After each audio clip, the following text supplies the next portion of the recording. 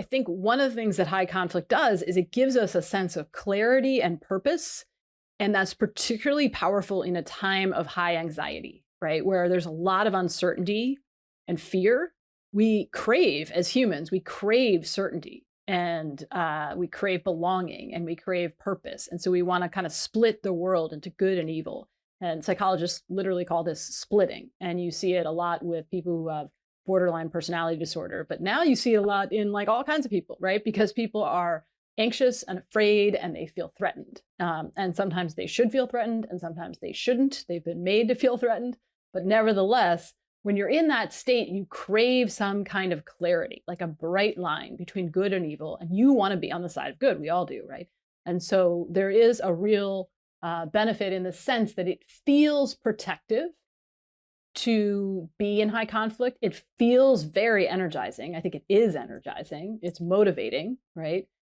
When you have contempt for your opponent or another group, it makes you feel like you are superior.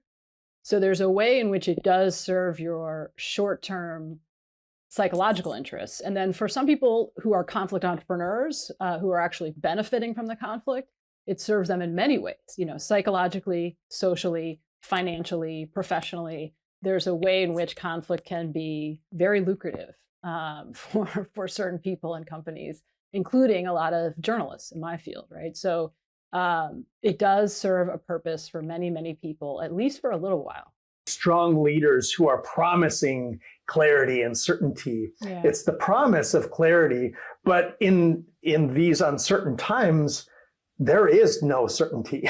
There just isn't with the rapid technology advancements and social advancements that we've experienced over the last 10 or 15 or 20 years. These strong leaders actually can't promise this certainty, but we still gravitate toward them. And why do you feel that is?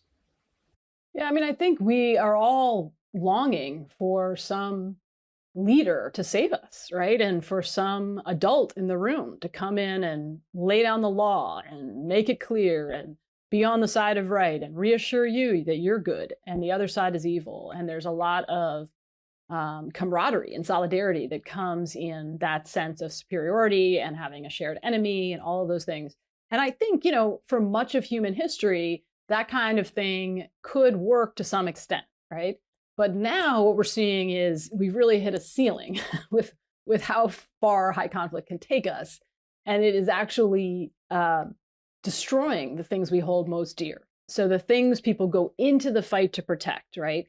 In the case of Curtis, it was his organization, his gang, his neighborhood, his family, right? All of those things suffered because of the conflict in Chicago.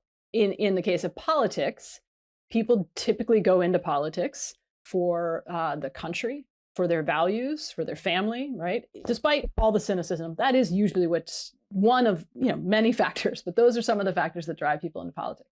All of those things suffer in high conflict. Always it's kids who suffer, and usually it's the thing you went into the fight to protect. So there is a kind of diabolical game that we are playing here that just doesn't serve us in a time where we're experiencing rapid change and we have this kind of global interdependence where we have a lot of information coming at us and we don't know whom to trust.